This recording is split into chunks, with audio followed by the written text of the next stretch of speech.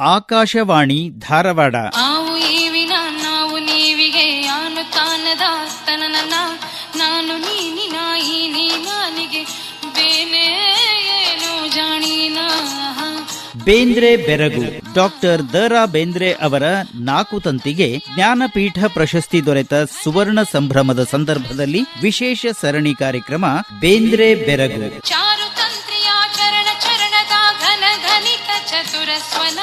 ಪರಿಕಲ್ಪನೆ ಹಾಗೂ ಪ್ರಸ್ತುತಿ ಮಂಜುಳಾ ಪುರಾಣಿಕ್. ನಾನು ನೀನು ಆನು ತಾನು ನಾನು ನೀನು ಆನು ತಾನು ನಾನು ನೀನು ಆನು ತಾನು. ಪ್ರಸ್ತುತಿ ನೆರವು ರಾಖಿ ಹಾನಗಲ್. ಈ ಜಗ ಅಪ್ಪ ಅಮ್ಮನ ಮಗ, ಅಮ್ಮನೊಳಗ ಅಪ್ಪನ ಮೊಗ, ಅಪ್ಪನ ಕುತ್ತಿಗೆಗೆ ಅಮ್ಮನ ನೊಗ, ನಾ ಅವರ ತಂದ ಶ್ರೀ ಗುರುದತ್ತ ಅಂದ. ನಮ್ಮೆಲ್ಲ ಕೇಳುಗರಿಗೆ ನಮಸ್ಕಾರ. ಬೇಂದ್ರೆ ಬೆರಗು ಕಾರ್ಯಕ್ರಮಕ್ಕೆ ಆತ್ಮೀಯ ಸ್ವಾಗತ. ಕೇಳುಗರೆ, ಇಂದಿನ ಬೇಂದ್ರೆ ಬೆರಗು ಕಾರ್ಯಕ್ರಮದಲ್ಲಿ ಬೇಂದ್ರೆ ಅವರ ಪಾಶ್ಚಾತ್ಯ ಕಾವ್ಯಾನುಸಂಧಾನ ಈ ಕುರಿತು ಮಾತನಾಡುತ್ತಾರೆ ಡಾಕ್ಟರ್ ವಿ.ಟಿ. ನಾಯಕ್. ಬೇಂದ್ರೆಯವರ ಕಾವ್ಯಾನುಸಂಧಾನದ ಆಳ ಹರಹುಗಳನ್ನು ತಿಳಿದುಕೊಳ್ಳಬೇಕಾದರೆ ಅವರ ಆತ್ಮವೃತ್ತಾಂತದ ಬರಹಗಳು, ವಿಮರ್ಶಾ ಲೇಖನಗಳು, ಅವರ ಭಾಷಣಗಳು ಹಾಗೂ ಅನುವಾದಗಳ ಅಧ್ಯಯನ ಮಾಡುವುದು ಅವಶ್ಯಕವಾಗಿದೆ. ಅಲ್ಲದೆ ಅವರ ವಿದ್ವತ್ತು ಅಪ್ರತಿಮವಾದದ್ದಾಗಿತ್ತು. ಅದು ವಿಸ್ತಾರವಾದದ್ದು, ವೈವಿಧ್ಯಪೂರ್ಣವಾದದ್ದು ಆಗಿತ್ತು. ನಮ್ಮ ಪ್ರಾಚೀನ ವೇದ, ಉಪನಿಷತ್ತು, ಪುರಾಣಗಳು, ಭಗವದ್ಗೀತೆಯಿಂದ ಹಿಡಿದು ಆಧುನಿಕ ವಿಜ್ಞಾನ, ತತ್ವಜ್ಞಾನ, ಸಂಖ್ಯಾಶಾಸ್ತ್ರ, ಮಾನವಶಾಸ್ತ್ರಗಳವರೆಗೂ ಅವರ ಆಸಕ್ತಿಗಳು ತುಂಬಿಕೊಂಡಿದ್ದವು. ಸಂಸ್ಕೃತದ ಕಾವ್ಯ ಪರಂಪರೆಯೊಂದಿಗೆ ಕನ್ನಡದ ದೀರ್ಘ ಕಾವ್ಯ ಪರಂಪರೆಗಳನ್ನು ಅರಗಿಸಿಕೊಂಡಿದ್ದರು. ಅಲ್ಲದೆ ಎಮರ್ಸನ್, ಎಇ, ಕಾವ್ಯನಾಮದಿಂದ ಪ್ರಖ್ಯಾತರಾದ ಐರಿಷ್ ಕವಿ George Russell, W B. Yeats, English romantic ಕವಿಗಳು, ಅರೇಬಿಯನ್ ಕವಿ ಖಲೀಲ್ ಗಿಬ್ರಾನ್, ಬಂಗಾಳದ ಶ್ರೀ ಅರವಿಂದರು ಹಾಗೂ ರವೀಂದ್ರನಾಥ್ ಟಾಗೋರ್ ಮುಂತಾದ ಮಹಾನ್ ಕವಿಗಳಿಂದ ಪ್ರಭಾವಿತರಾಗಿದ್ದರು. ಹೀಗೆ 10 ದಿಕ್ಕುಗಳಿಂದ ಪ್ರಭಾವಗಳನ್ನು ಸ್ವೀಕರಿಸುತ್ತಾ ಪ್ರೇರಣೆಯನ್ನು ಪಡೆದಿದ್ದರೂ ಕೂಡ ಅವೆಲ್ಲವುಗಳನ್ನು ಅರಗಿಸಿಕೊಂಡು ತಮ್ಮದನ್ನಾಗಿ ಮಾಡಿಕೊಂಡಿದ್ದರು. ಪ್ರಭಾವದ ನಿಜವಾದ ಸ್ವರೂಪದ ಬಗ್ಗೆ ಅವರಿಗೆ ತಮ್ಮದೇ ಆದ ಖಚಿತ ವಿಚಾರಗಳಿದ್ದವು. ಅವರ ಮಾತುಗಳನ್ನೇ ಉದ್ಧರಿಸುವುದಾದರೆ, ಶೈಲಿಯ ಅನುಕರಣೆ, ವಿಷಯಗಳ ಅನುಸರಣೆ ಕವಿಯನ್ನು ಎತ್ತುವುದಿಲ್ಲ. ಬೇಕಾದವು ಮಹಾನುಭಾವರ ಜೀವನದ ಅಖಂಡ ಸ್ಮರಣೆ. ಅನೇಕ ಮಹಾನುಭಾವರ ಇರವು, ಅರಿವುಗಳನ್ನು ತಮ್ಮ ಜೀವಮಾನದುದ್ದಕ್ಕೂ ಅವರು ನೆನೆಯುತ್ತಿದ್ದರು. ತಮ್ಮ ಗುರು ಚತುರ್ಮುಖ ಎಂಬ ಲೇಖನದಲ್ಲಿ ಬೇಂದ್ರೆಯವರು ಎ ಎಂದರೆ ಐರಿಷ್ ಕವಿ George Russell, Khaleel Gibran, Ravindranath Tagore ಮತ್ತು ಶ್ರೀ ಅರವಿಂದ ಈ 4ರನ್ನು ಹೆಸರಿಸಿದ್ದಾರೆ. ಅಲ್ಲದೆ ಮತ್ತೊಬ್ಬ ಐರಿಷ್ ಕವಿ ಡಬ್ಲ್ಯೂ.ಬಿ. ಏಟ್ಸ್ ನ ಕಾವ್ಯ ಮತ್ತು ಅನುಭವ ಸಾಹಿತ್ಯವನ್ನು ತಳಸ್ಪರ್ಶಿಯಾಗಿ ಅಭ್ಯಸಿಸಿ ಅದರನ್ನು ತಮ್ಮದಾಗಿಸಿಕೊಂಡಿದ್ದರು. 19ನೇ ಶತಮಾನದ ಇಂಗ್ಲಿಷ್ ರೊಮ್ಯಾಂಟಿಕ್ ಕವಿಗಳಲ್ಲಿ ಕೀಟ್ಸ್ ಅವರಿಗೆ ಅತ್ಯಂತ ಪ್ರಿಯನಾದ ಕವಿಯಾಗಿದ್ದ. ಅವನ ಕವನ ಸಂಗ್ರಹವೊಂದನ್ನು ಅವರು ತಮ್ಮ ವಿದ್ಯಾರ್ಥಿ ಜೀವನದ ದಿನಗಳಲ್ಲಿ ಯಾವಾಗಲೂ ತಮ್ಮ ಜೊತೆಗೇ ಇಟ್ಟುಕೊಂಡು ಓಡಾಡುತ್ತಿದ್ದರಂತೆ. ಅಲ್ಲದೆ ವಿಲಿಯಂ ಶೇಕ್ಸ್ಪಿಯರಿನ 1-2 ಕವನಗಳನ್ನು, ಎಲಿಜಬೆತ್ ಬ್ಯಾರೆಟ್ ಬ್ರೌನಿಂಗ್ಗಳ 1 ಕವನವನ್ನು ಅವರು ಅನುವಾದಿಸಿದ್ದಾರೆ. ಪ್ರಕೃತಿ ಪ್ರೇಮ ಮತ್ತು ಸಾಮಾನ್ಯ ಜನರ ಜೀವನದ ಘಟನೆಗಳನ್ನು ಚಿತ್ರಿಸುವಲ್ಲಿ ವರ್ಡ್ಸ್ವರ್ತ್ ಕವಿ ಪ್ರಭಾವ ಆಗಿರಬಹುದು. ಅಲ್ಲದೆ ವರ್ಡ್ಸ್ವರ್ತ್ ಕವಿಯ ಪ್ರೆಲ್ಯೂಡ್, ಅದರ ಪ್ರೇರಣೆಯಿಂದ ಅವರು ಸಖಿಗೀತವನ್ನು ಬರೆದಿರಬಹುದು. ಇಷ್ಟಾದರೂ ಇಂಗ್ಲಿಷ್ ಕಾವ್ಯದ ಪ್ರಭಾವ ಅವರ ಮೇಲೆ ಗಾಢವಾಗಿ ಆದದ್ದರ ಉದಾಹರಣೆಗಳು ಬಹಳ ಕಡಿಮೆ ಎಂದೇ ಹೇಳಬೇಕು. ಬೇಂದ್ರೆಯವರ ಮೇಲೆ ಅತ್ಯಂತ ಗಾಢವಾದ ಪ್ರಭಾವವನ್ನು ಬೀರಿದ ಕವಿ ಎಂದರೆ ಈ ಕಾವ್ಯನಾಮದಿಂದ ಪ್ರಸಿದ್ಧರಾದ ಜಾರ್ಜ್ ರಸೆಲ್ ಎಂಬ ಐರಿಷ್ ಕವಿ. ಈತ ಐರ್ಲೆಂಡದ ಪ್ರಖ್ಯಾತ ಕವಿ, ಲೇಖಕ, ವಿಮರ್ಶಕ ಹಾಗೂ ಅನುಭಾವಿ ಕವಿ. ಐರಿಷ್ ಸಾಹಿತ್ಯದ ಪುನರುಜ್ಜೀವನದಲ್ಲಿ ಪ್ರಮುಖ ಪಾತ್ರ ವಹಿಸಿದಾತ. ಈತನು ಬರೆದ ದ ಕ್ಯಾಂಡಲ್ ಆಫ್ ವಿಷನ್ ಎಂಬ ಪುಸ್ತಕವನ್ನು 1930ರ ಹೊತ್ತಿಗೆ ಬೇಂದ್ರೆಯವರು ಓದಿದ್ದರು. ಅದೇ ರೀತಿ ಇವರ ಇನ್ನೊಂದು ಪುಸ್ತಕ ದ ಇಂಟರ್ಪ್ರಿಟರ್ಸ್ ಅವರ ಮನಸ್ಸನ್ನು ಸೆಳೆದಿತ್ತು.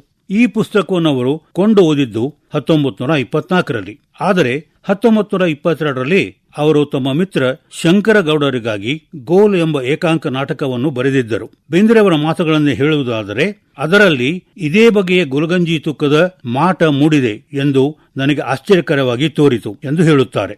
ಅಲ್ಲದೆ ಅವರ ಅವತಾರ್ಸ್ ಎಂಬ ಇನ್ನೊಂದು ಪುಸ್ತಕವನ್ನು ಕೊಂಡುಕೊಂಡೆನೆಂದು ಹೇಳುತ್ತಾ ಈ ಗೆಳೆಯರ ಗುಂಪಿನ ಒಬ್ಬ ಗುರು ಎಂದು ಹೇಳುತ್ತಾರೆ. ಈ ಕವಿ ನನ್ನ ಜೀವನದ ಲೋಲಕದಲ್ಲಿ ಕಿರಣದಂತೆ ಸೇರಿದ್ದಾನೆ ಎಂದಿದ್ದಾರೆ. ಇವರ ಒಂದು ಪ್ರಸಿದ್ಧ ಉಕ್ತಿ, I have made a god of pain ಎಂಬುದು ನೋವೇ ನನ್ನ ಜೀವ ಈಗಿನಿ ಭಾವ ಎಂಬ ಮಾತನ್ನು ಸಚ್ಚಿದಾನಂದರೊಡನೆ ಹೊಂದಿಸಲು ಅರವಿಂದರ ಕೃತಿ ಬರಬೇಕಾಯಿತು ಮಾತ್ರ ಎಂದಿದ್ದಾರೆ. ಹೀಗೆ ಎಎ ಪ್ರಭಾವದಿಂದಾಗಿ ಬೇಂದ್ರೆಯವರ ವಿಶಿಷ್ಟ ಮನೋಧರ್ಮ ರೂಪುಗೊಂಡಿದೆ. ಎಎವರಂತೆ ಬೇಂದ್ರೆಯವರನ್ನು ಪ್ರಭಾವಿಸಿದ ಮತ್ತೊಬ್ಬ ಐರಿಷ್ ಕವಿ ಎಂದರೆ ಡಬ್ಲ್ಯೂ.ಬಿ. ಏಟ್ಸ್. ಏಟ್ಸ್ ಕವಿಯ ಅ ವಿಷನ್ ಹಾಗೂ ಕಲೆಕ್ಟೆಡ್ ಪೋಯಮ್ಸ್ ಅಂಡ್ ಪ್ಲೇಸ್ ಈ ಎರಡೂ ಕೃತಿಗಳನ್ನು ಬೇಂದ್ರೆಯವರು ಓದಿರಬೇಕು. The loss of control over thought comes towards the end. First, a sinking in upon the moral being, then the last surrender, the irrational cry, revelation, the scream of Juno's peacock. ಈ ವಾಕ್ಯದಲ್ಲಿ ಬರುವ ರೆವಿಲೇಷನ್ ಹಾಗೂ ಜೂನೋಸ್ peacock ಈ ಪ್ರತಿಮೆಗಳು ನರಸಿಂಹ ಹಾಗೂ ಸಾರಸ್ವತ ಮಯೂರಗಳ ಪ್ರತಿಮೆಯಾಗಿ ಬೇಂದ್ರೆ ಸ್ಪರ್ಶವನ್ನು ಪಡೆದಿವೆ. ಶ್ರೀ ಅರವಿಂದರ ಆರ್ಯ ಪತ್ರಿಕೆಯ ಸಂಚಿಕೆಗಳಲ್ಲಿ the future poetry ಎಂಬ ಲೇಖನಮಾಲೆಯನ್ನು ಓದಿ ಬೇಂದ್ರೆಯವರು ಬಹಳ ಪ್ರಭಾವಿತರಾಗಿದ್ದರು. ಈ ಲೇಖನಮಾಲೆಯ ಮೂಲಕ ಅವರಿಗೆ ಎಮರ್ಸನ್ ಕವಿಯ ಪರಿಚಯವಾಯಿತು. ಅಲ್ಲದೆ ಇಂಗ್ಲಿಷ್ ರೊಮ್ಯಾಂಟಿಕ್ ಕವಿಗಳಾದ ಶೆಲಿ ಮತ್ತು ಕೀಟ್ಸ್ ಇವರ ವಿಷಯಗಳು ಚರ್ಚಿತವಾಗಿದ್ದವು. ಶೆಲಿಗಿಂತ ಕೀಟ್ಸ್ ತನಗೆ ಪ್ರಿಯನಾಗಿದ್ದ ಎಂದು ಬೇಂದ್ರೆಯವರೇ ತಿಳಿಸುತ್ತಾರೆ. ಮುಂದುವರಿಯುತ್ತ ಅವರು ಕೀಟ್ಸ್ ಕವಿಯ ಬಗ್ಗೆ ಅರವಿಂದರು ಬರೆದದ್ದನ್ನು ಉಲ್ಲೇಖಿಸುತ್ತಾರೆ. ಹಿ ಸಾ ಹರ್ ಇನ್ 3 of her 4 forms: sensuous beauty, imaginative beauty, intellectual beauty and ideal beauty. ಈ ನಾಲ್ಮೊಗದ ದರ್ಶನ ನನ್ನ ಜೀವನಕ್ಕೆ ಚತುರ್ಮುಖತೆಯನ್ನು ಕೊಟ್ಟಿತು. ಈ ಚತುರ್ಮುಖತೆಯನ್ನು ನಾನು ಅನೇಕ ಬಗೆಗಳಲ್ಲಿ ಕಂಡಿದ್ದೆ ಎಂದು ಬೇಂದ್ರೆಯವರು ತಿಳಿಪಡಿಸುತ್ತಾರೆ. ಅಲ್ಲದೆ ಇದು ನನ್ನ ದೀಕ್ಷಾಮಂತ್ರ ಎಂದು ಹೇಳುತ್ತಾರೆ. ಯಾವುದೇ ಒಬ್ಬ ಕವಿಯು ಮತ್ತೊಬ್ಬ ಕವಿಯನ್ನು ಮೆಚ್ಚಿದಾಗ ಅವನ ಪಂಕ್ತಿಗಳೋ ಪ್ರತಿಭೆಗಳೋ ವಿಚಾರಗಳೋ ಪ್ರಭಾವಿತವಾದ ಕವಿಯಲ್ಲಿ ಕಂಡುಬರುತ್ತವೆ. ಆದರೆ ಕವಿಯಾದವನು ಅನುಕರಣೆಯನ್ನು ಮೀರಿ ಆ ಪ್ರಭಾವಗಳನ್ನು ಅರಗಿಸಿಕೊಂಡ ಮೇಲೆ ಕವಿತೆ ಹೊಸ ರೂಪವನ್ನು ಪಡೆದುಕೊಂಡು ಸೃಷ್ಟಿಯಾಗುತ್ತದೆ. ಬೇಂದ್ರೆಯವರು ಪ್ರಭಾವಗಳನ್ನು ಯಾವ ರೀತಿ ಸ್ವೀಕರಿಸಿರೆಂಬುದನ್ನು ತಿಳಿದುಕೊಳ್ಳಲಿಕ್ಕೆ ಅವರ ಪ್ರಾರಂಭಿಕ ಕವನಗಳಲ್ಲಿ ಕೆಲವನ್ನು ನೋಡಬಹುದು. ಅವರ ಮೆಚ್ಚಿನ ಕವಿಯಾದ ಕೀಟ್ಸ್ನ ಪ್ರಭಾವಕ್ಕೆ ಕೆಳಗಿನ ಉದಾಹರಣೆಗಳನ್ನು ಗಮನಿಸಬಹುದು. ಮುದ್ದಣ ಮನೋರಮೆ ಅವರ ಸಂವಾದದಲ್ಲಿ ಸತ್ಯ ಪ್ರೀತಿಗಳ ಹೊಸ ಸಂದೇಶವನ್ನು ಬೇಂದ್ರೆಯವರು ಕಾಣುತ್ತಾರೆ. ಸತ್ಯದಲ್ಲಿಯೇ ಪ್ರೀತಿ, ಪ್ರೀತಿಯಲ್ಲಿಯೇ ಸತ್ಯ, ನಿತ್ಯ ನಿಜವಿದು ಎಂಬ ಸಾಲುಗಳು beauty is truth, truth beauty, that's all you know on earth and all you need to know ಎಂಬ ಸಾಲುಗಳನ್ನು ನೆನಪಿಗೆ ತರುತ್ತವೆ. ಹಾಗೆಯೇ ಚತುರ್ಮುಖ ಸೌಂದರ್ಯದ ಈ ಪಂಕ್ತಿಗಳು ಅಂದ ಹಾಡಿಂದಲೂ ಬಂದ ಹಾಡಿನ ಸೊಗಸು, ಬಂದ ಗಂಧಕ್ಕಿಂತ ಬರಲಿರುವ ಹೂಗಂಪು, ಅಂದವದು ಚಂದವದು. ಓಡೋನ ಗ್ರೀಷನ್ನರ್ ಕವಿತೆಯ heard melodies are sweet but those unheard are sweeter ಎಂಬ ಪಂಕ್ತಿಗಳ ರೂಪಾಂತರವಾದಂತಿದೆ. ರವದಿ ಕವನದಲ್ಲಿಯ ಈ ಕೆಳಗಿನ ಪಂಕ್ತಿಗಳು ಕಸ ಕಡ್ಡಿಗಳ ಕೂಡ ಬಿದ್ದಂಥ ರವದಿಯೇ, ಹೊಸ ಹಾಡುಗಳು ನಿನ್ನವೆಲ್ಲಿ ಹೋಗಿಯವೀಗ. ಕೀಟ್ಸ್ ಕವಿಯ ಒಟ್ಟು ಆಟಮ್ ಕವನದ where are the songs of spring, where are they ಈ ಸಾಲುಗಳನ್ನು ನೆನಪಿಸುತ್ತವೆ. ಇವೆಲ್ಲವುಗಳಿಗಿಂತ ಕೀಟ್ಸ್ನ ಪ್ರಖ್ಯಾತವಾದ sonnet when I have fears that I may cease to be, ಈ ಸುನೀತವನ್ನು ಕೀಟ್ಸ್ ಪ್ರಣಯೋಕ್ತಿ ಎಂದು ಭಾಷಾಂತರಿಸಿದ್ದಾರೆ. ಸುನೀತದ ಬಂಧದ ಪ್ರಕಾರ 14 ಸಾಲುಗಳಿರಬೇಕು. ಆದರೆ ಬೇಂದ್ರೆಯವರು ಕೀಟ್ಸ್ನಲ್ಲಿ ಇಲ್ಲದ ಒಂದು ಪಂಕ್ತಿಯನ್ನು ಹೆಚ್ಚಿಗೆ ಸೇರಿಸಿ ಕವಿತೆ ಅಂದವನ್ನು ಹೆಚ್ಚಿಸಿದ್ದಾರೆ. ಕೀಟ್ಸ್ ಕವಿಯ ಮೂಲ ಸಾನೆಟ್ ಹೀಗಿದೆ: when I have fears that I may cease to be, before my pen has gleaned my trembling brain, before high piled books in charactery hold like rich garners the full ripened grain, when I behold upon the night starred face huge cloudy symbols of a high romance, and think that I may never live to trace their shadows with the magic hand of chance.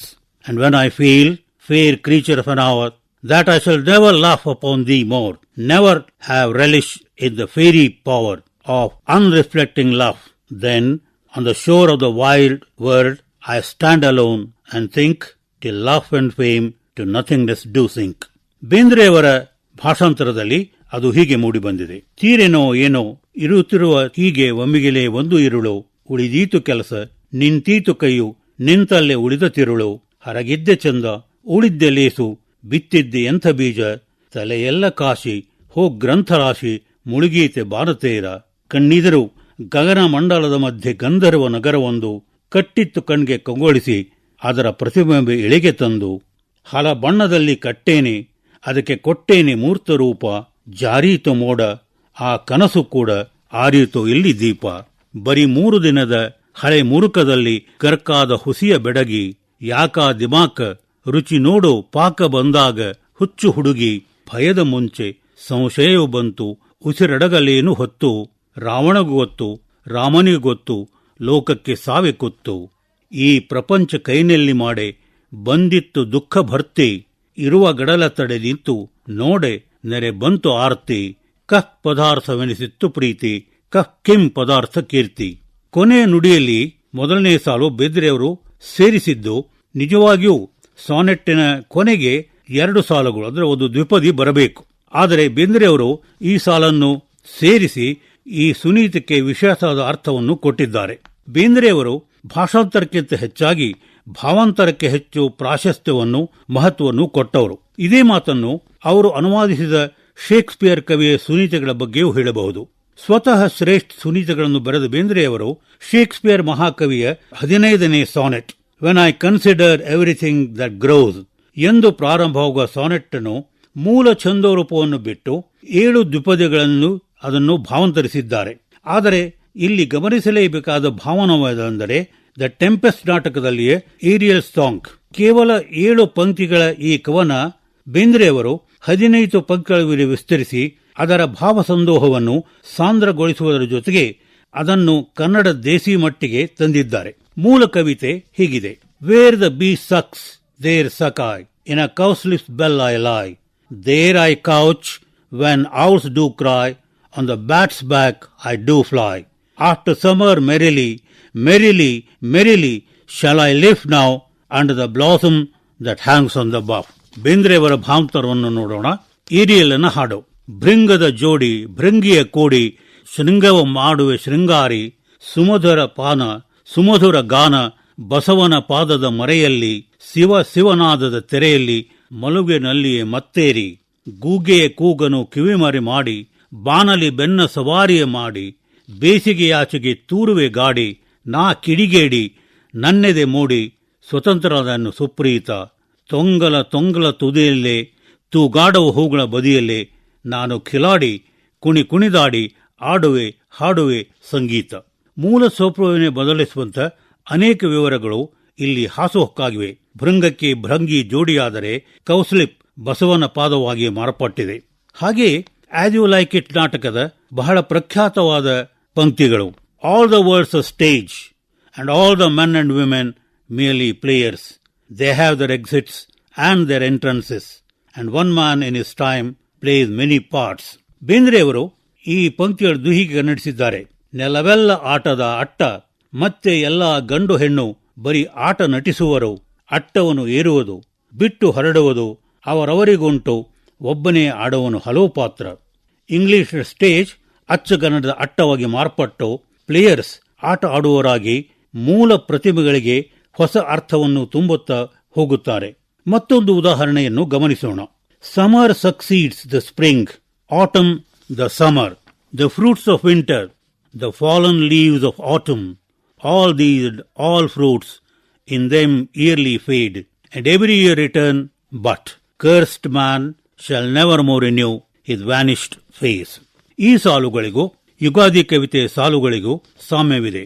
ವರುಷಕ್ಕೊಂದು ಹೊಸತು ಜನ್ಮ, ವರುಷಕ್ಕೊಂದು ಹೊಸತು ನೆಲೆಯು, ಅಖಿಲ ಜೀವ ಜಾತಕ್ಕೆ ಒಂದೇ ಒಂದು ಜನ್ಮದಲ್ಲಿ, ಒಂದೇ ಬಾಲ್ಯ ಒಂದೇ ಹರೆಯ, ನಮಗದಷ್ಟೇ ಏತಕ್ಕೆ, ಯುಗ ಯುಗಾದಿ ಕಳೆದರೂ ಯುಗಾದಿ ಮರಳಿ ಬರುತ್ತಿದೆ, ಹೊಸ ವರುಷಕ್ಕೆ ಹೊಸ ಹರುಷವ ಹೊಸತು ಹೊಸತು ತರುತ್ತಿದೆ, ನಮ್ಮನಷ್ಟೇ ಮರೆತಿದೆ.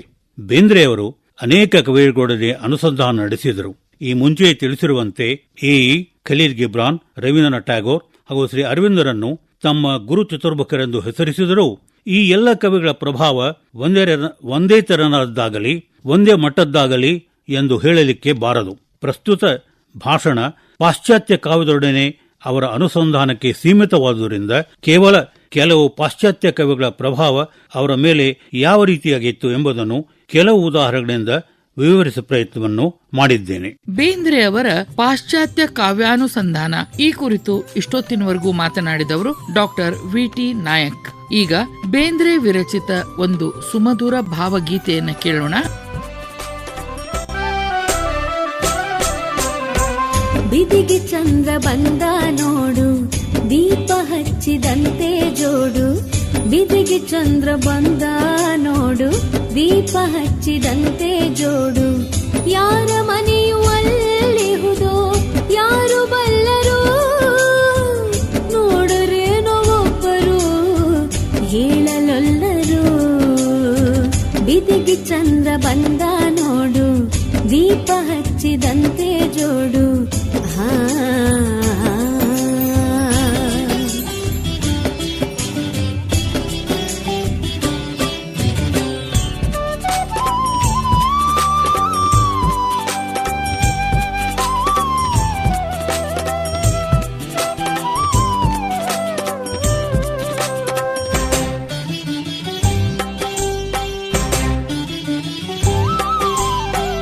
ಅಗೋಚವತಿ ಚಂದ್ರ ನೋಡು ಮೂಡಿದಂತೆ ಎರಡು ಕೋಡು. ಅಗೋಚವತಿ ಚಂದ್ರ ನೋಡು ಮೂಡಿದಂತೆ ಎರಡು ಕೋಡು. ಮೃಗವು ಎಲ್ಲಿ ಹೋದೋ ಏನೋ,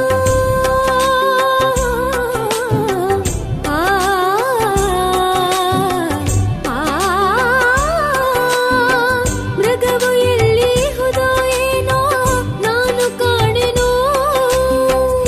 ಇಂಥ ಚಿತ್ರ ಬರೆದನಿಲ್ಲಿ ಯಾವ ಜಾಣನು. ಬಿದಿಗೆ ಚಂದ್ರ ಬಂದ ನೋಡು ದೀಪ ಹಚ್ಚಿದಂತೆ ಜೋಡು.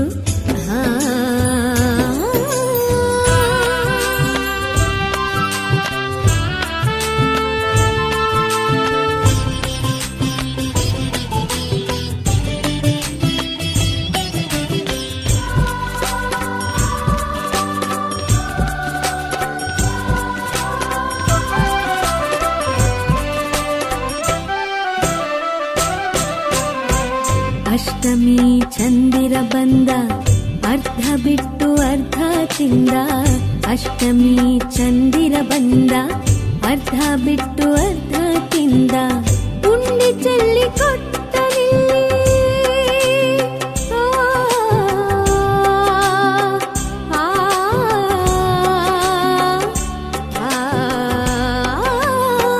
ಉಂಡೆ ಚೆಲ್ಲಿ ಕೊಟ್ಟನಿಲ್ಲಿ ಹುಡುಗನವನು. ಕಾಣೆ ಅತ್ತ ಇತ್ತ ಎತ್ತ ಅವನ ಠಾವನು. ಬಿದಿಗೆ ಚಂದ್ರ ಬಂದ ನೋಡು ದೀಪ ಹಚ್ಚಿದಂತೆ ಜೋಡು. ಬಿದಿಗೆ ಚಂದ್ರ ಬಂದ ನೋಡು ದೀಪ ಹಚ್ಚಿದಂತೆ ಜೋಡು. ಯಾರ ಮನೆಯು ಅಲ್ಲಿಹುದೋ ಯಾರು ಬಲ್ಲರು. ನೋಡರೇನೋ ಒಬ್ಬರು ಹೇಳಲೊಲ್ಲರು. ಬಿದಿಗೆ ಚಂದ್ರ ಬಂದ ನೋಡು ದೀಪ ಹಚ್ಚಿದಂತೆ ಜೋಡು. ಬೇಂದ್ರೆ ವಿರಚಿತ ಭಾವಗೀತೆಯನ್ನ ಕೇಳಿದ್ರಲ್ಲ. ಕೇಳುಗರೆ, ಬೇಂದ್ರೆ ಅವರ ಗೆಳೆಯರ ಗುಂಪು ಬಹಳ ಸುಪ್ರಸಿದ್ಧವಾದದ್ದು. ಬೇಂದ್ರೆ ಅವರ ಗೆಳೆಯರ ಗುಂಪು ಈ ಕುರಿತು ಮಾತನಾಡುತ್ತಾರೆ ಡಾಕ್ಟರ್ ಶಾಂತಾ ಇಮ್ರಾಪುರ್. ದಾಂಪತ್ಯ ಪ್ರೀತಿಗೆ ಸಖ್ಯಭಾವದ ಸಂಸ್ಕಾರ ನೀಡಿ ಸಖೀಗೀತ ಹಾಡಿದ ಕವಿ ಅಂಬಿಕಾತನೆಯ ದತ್ತರ ಸಖ್ಯಯೋಗದ ಇನ್ನೊಂದು ಆಯಾಮ ಅವರು ಕಟ್ಟಿದ ಗೆಳೆಯರ ಬಳಗ. ಸಹೃದಯಿ ಸ್ನೇಹಿತರೊಂದಿಗಿನ ಸಖ್ಯ ಬೇಂದ್ರೆಯವರಿಗೆ ಪರಮ ಮೌಲ್ಯವಾಗಿದೆ.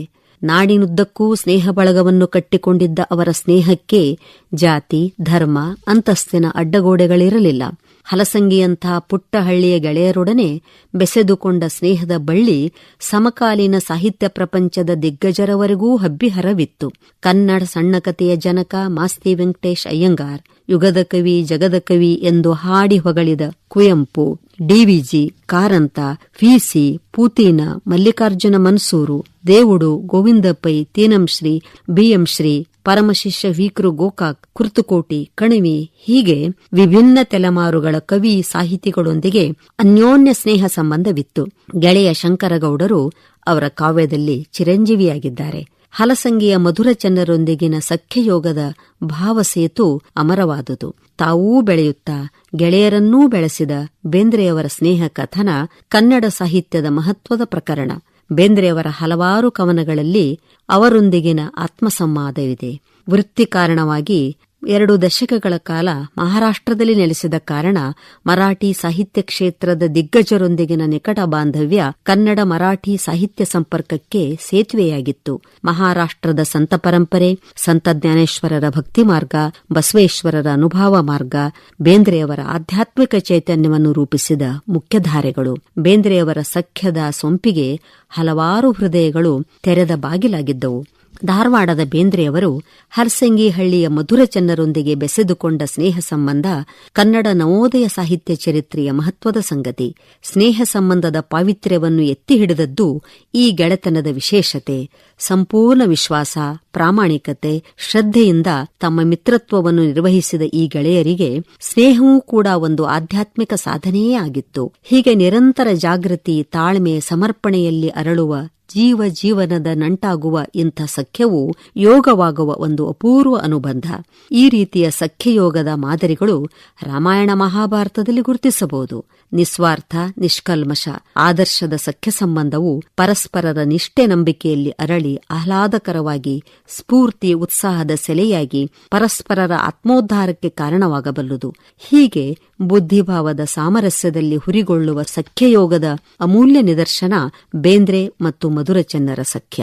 ಸಾಹಿತ್ಯ, ಆಧ್ಯಾತ್ಮ, ಅನುಭಾವ, ಅರವಿಂದರು ಹೀಗೆ ಹಲವು ಸಮಾನ ಆಸಕ್ತಿಯ ಕಾರಣವಾಗಿ ಗಟ್ಟಿಗೊಂಡ ಅವರ ಸಖ್ಯ ಸಂಬಂಧಕ್ಕೆ ಲೌಕಿಕ ಆಯಾಮದ ಜೊತೆಗೆ ಆಧ್ಯಾತ್ಮಿಕ ಪಾತಳಿಯೂ ಇದ್ದಿತೆನ್ನುವುದು ವಿಶೇಷ. ಜನ್ಮ ಜನ್ಮಾಂತರದ ನಂಟು ತಮ್ಮಿಬ್ಬರ ಸ್ನೇಹ ಎನ್ನುವ ಆತ್ಮವಿಶ್ವಾಸವಿತ್ತು.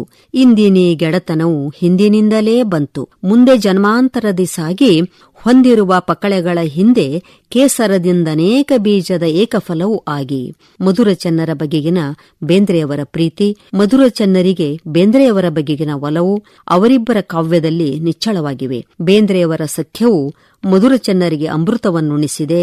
ಬೇಂದ್ರೆಯವರಿಗಂತೂ ಮಧುರಚನ್ನರು ಒಂದು ಅನುಪಮ ಅಮೂಲ್ಯ ಸ್ನೇಹದ ಸಂಕೇತವೆನಿಸಿದ್ದಾರೆ.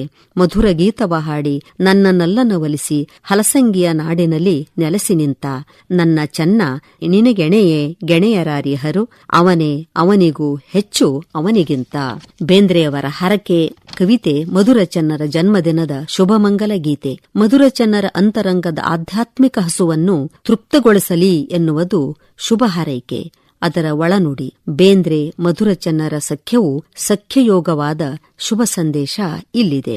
ಎರೆಯುವೆನು ಬಾನಿನ್ನ ನಮ್ಮ ಪಟ್ಟದ ಮರಿಯೇ, ಸಕಲ ತೀರ್ಥದ ಕ್ಷೀರ ನೀರ ತಂದು ಬೆರಗಾಗಿ ಬೆರೆತು ಆ ಶಿವನಲ್ಲಿ ದೇವನಲ್ಲಿ ಪಡೆದಪ್ಪನಾಗು ಎಂದು. 3 ದಶಕಗಳ ಈ ಸ್ನೇಹದಲ್ಲಿ ಬೇಂದ್ರೆಯವರು ಅಣ್ಣನಾದರೆ ಮಧುರಚನ್ನರು ತಮ್ಮರಾಗಿದ್ದಾರೆ. ತಮ್ಮ ನಡುವೆ ನೆಟ್ಟಿರುವ ಈ ಸ್ನೇಹ ಬಾಂಧವ್ಯವು ದೈವಯೋಗ ಎಂದಿದ್ದಾರೆ ಬೇಂದ್ರೆ. ಹಲಸಂಗಿಯ ಹಾಲು, ಧಾರವಾಡದ ನೀರು ಕೂಡಿದ್ದು ಪ್ರಕೃತಿಗೂ ಪಥ್ಯಕರವೇ. ಇದು ಬೇಂದ್ರೆಯವರ ವಾಚ. ಯಶವಂತ್ ಹಳಬಂಡಿ ಅವರು ಹಾಡಿದಂಥ ಭಾವಗೀತೆಯನ್ನ ಕೇಳೋಣ. ರಚನೆ ಹಲಸಂಗಿ ಚೆನ್ನಮಲ್ಲಪ್ಪ ಅವರದ್ದು.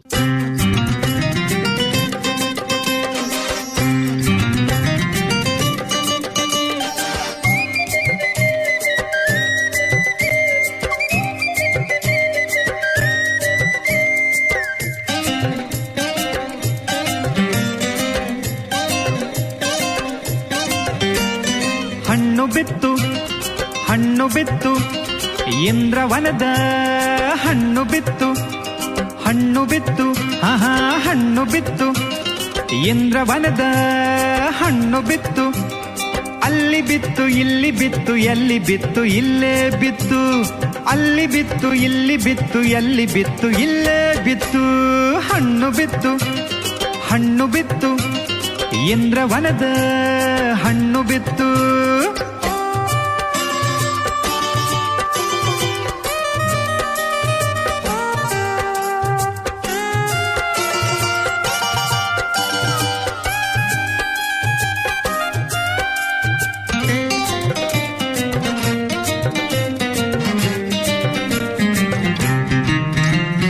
ಗಾಳಿ ಉಕ್ಕಿ ಒದರಿತಾಗ ಗಿಡದ ಸಾಲು ಅದುರಿತಾಗ. ಗಾಳಿ ಉಕ್ಕಿ ಒದರಿತಾಗ ಗಿಡದ ಸಾಲು ಅದುರಿತಾಗ. ಅತ್ತ ಇತ್ತ ಅಂಧಕಾರ ನೋಡಿದತ್ತ ಧುಂಧಕಾರ. ಅತ್ತ ಇತ್ತ ಅಂಧಕಾರ ನೋಡಿದತ್ತ ಧುಂಧಕಾರ. ಲೋಕವೆಲ್ಲ ಮಬ್ಬು ಹರಿದು ಸರ್ವ ಜನದ ಮಬ್ಬು ಹರಿದು ದೊಡ್ಡದೊಂದು ಸಪ್ಪುಳಾಗಿ ಜಗದ ಮೋರೆ ಸಪ್ಪಗಾಗಿ. ಹಣ್ಣು ಬಿತ್ತು ಹಣ್ಣು ಬಿತ್ತು ಇಂದ್ರವನದ ಹಣ್ಣು ಬಿತ್ತು.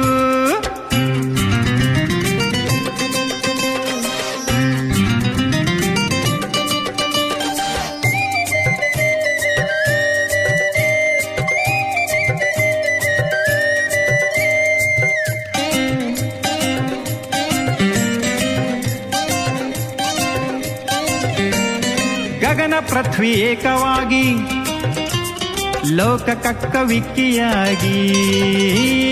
ಗಗನ ಪೃಥ್ವಿ ಏಕವಾಗಿ ಲೋಕ ಕಕ್ಕವಿಕ್ಕಿಯಾಗಿ. ಹಣ್ಣು ಬಿತ್ತು ಹಣ್ಣು ಬಿತ್ತು ಇಂದ್ರವನದ ಹಣ್ಣು ಬಿತ್ತು. ಹಣ್ಣು ಬಿತ್ತು ಹಣ್ಣು ಬಿತ್ತು ಇಂದ್ರವನದ ಹಣ್ಣು ಬಿತ್ತು. ಬಿತ್ತು ಬಿತ್ತು ಇಲ್ಲೇ ಬಿತ್ತು ಲೋಕಕ್ಕೆಲ್ಲ ದಿಗಿಲು ಬಿತ್ತು. ಇಲ್ಲೇ ಬಿತ್ತು ಇಲ್ಲೇ ಬಿತ್ತು ಎಲ್ಲಂದರಲ್ಲೇ ಬಿತ್ತು.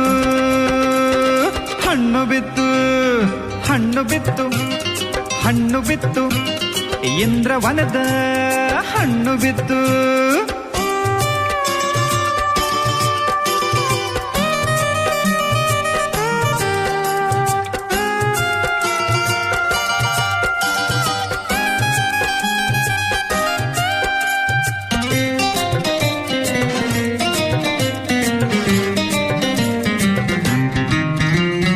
ಬೇಡದವರ ಮಗ್ಗುಲಲ್ಲೇ ಬೇಡಿ ಬಯಸುವವರು ಅಲ್ಲೇ. ಬೇಡದವರ ಮಗ್ಗುಲಲ್ಲೇ ಬೇಡಿ ಬಯಸುವವರು ಅಲ್ಲೇ. ಬೇಡಿದಲ್ಲಿ ಬೀಳಲಿಲ್ಲ ಬೇಡದಲ್ಲಿ ಬಿದ್ದಿತಲ್ಲ. ಬೇಡಿದಲ್ಲಿ ಬೀಳಲಿಲ್ಲ ಬೇಡದಲ್ಲಿ ಬಿದ್ದಿತಲ್ಲ. ಎಲ್ಲೋ ಬಿದ್ದು ಹೋಗಲಿಲ್ಲ ಇಲ್ಲೇ ಬಿದ್ದು ತನಗೆ ಇಲ್ಲ. ಹಣ್ಣು ಬಿತ್ತು ಹಣ್ಣು ಬಿತ್ತು ಇಂದ್ರವನದ ಹಣ್ಣು ಬಿತ್ತು. ಹಣ್ಣು ಬಿತ್ತು ಹಣ್ಣು ಬಿತ್ತು ಹಾ ಹಣ್ಣು ಬಿತ್ತು ಇಂದ್ರವನದ ಹಣ್ಣು ಬಿತ್ತು. ಹಣ್ಣು ಬಿತ್ತು ಹಾ ಹಣ್ಣು ಬಿತ್ತು ಇಂದ್ರವನದ ಹಣ್ಣು ಬಿತ್ತು. ಅಲ್ಲಿ ಬಿತ್ತು ಇಲ್ಲಿ ಬಿತ್ತು ಎಲ್ಲಿ ಬಿತ್ತು ಇಲ್ಲೇ ಬಿತ್ತು. ಅಲ್ಲಿ ಬಿತ್ತು ಇಲ್ಲಿ ಬಿತ್ತು ಎಲ್ಲಿ ಬಿತ್ತು ಇಲ್ಲೇ ಬಿತ್ತು. ಹಾ ಹಣ್ಣು ಬಿತ್ತು ಹಣ್ಣು ಬಿತ್ತು ಇಂದ್ರವನದ ಹಣ್ಣು ಬಿತ್ತು. ಬೇಂದ್ರೆ ಅವರ ಗೆಳೆಯರ ಗುಂಪು ಈ ಕುರಿತು ಮಾತನಾಡಿದವರು ಡಾಕ್ಟರ್ ಶಾಂತಾ ಇಮ್ರಾಪುರ್.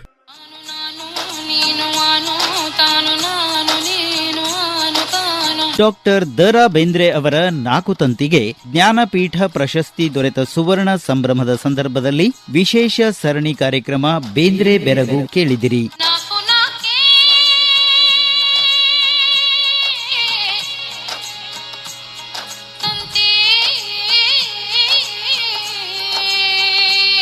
ಪರಿಕಲ್ಪನೆ ಹಾಗೂ ಪ್ರಸ್ತುತಿ ಮಂಜುಳಾ ಪುರಾಣಿಕ್.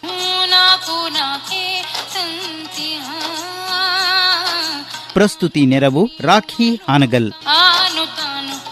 ನಾಕು ನಾಕೆ